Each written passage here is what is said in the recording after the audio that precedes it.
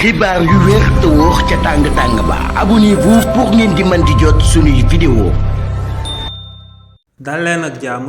seen bi di Buzz 221 HD kii di Cheikh Bara Ndiaye te akub député bu kenn doot présenté ci réew mi di Sénégal ginnaaw ba son excellence président Bassirou Diomaye Diakhar Faye ootee tey bépp maire bu daal di féetewoo ci parti bii di Pastef ak bépp député bu daal di féetewoo ci parti bii di Pastef ngir ñu daal di ñëw daal di koy fekki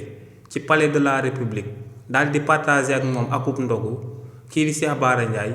bañ na ba tëdd ci suuf ne du daal di teewee ndogu loolee son excellence président Bassirou Diomaye Diakhar Faye daal di oote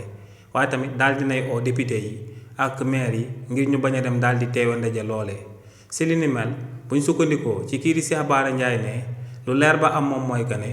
ñoom dañoo daal di samp son excellence président Bassirou Diomaye Diakhar Faye ngir mu daal di leen di fonkal kàddu premier ministre bii di Ousmane Sonko mi nga xam ne moom moo ko joxoñoon ci élection présidentielle 2024 yi ñu daal di génn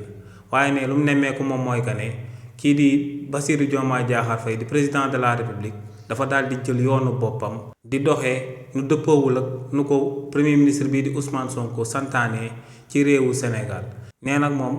son excellence président Bassirou Diomaye Diakhar Faye bis bu delloo ginnaaw fonkal ko Ousmane Sonko ci saa si mu delloo considération bu mu ko amaloon waaye ne sëgëm son excellence président Bassirou Diomaye Diakhar Faye dafa jël beneen yoon ne du musa daal di bokk si ñi nga xam ne dinañ ko daal di uyu jëmale ko ci ay ooteem. waaye tamit Cheikh Bara Ndiaye daal di wëyal ne lenn rek moom moo sabab son excellence président Bassirou Diomaye Diakhar Faye daal di oolu maire yi ak député yu daal di féetewoo ci parti bii di Pastef te ne daa bëgg a defaraat image am ne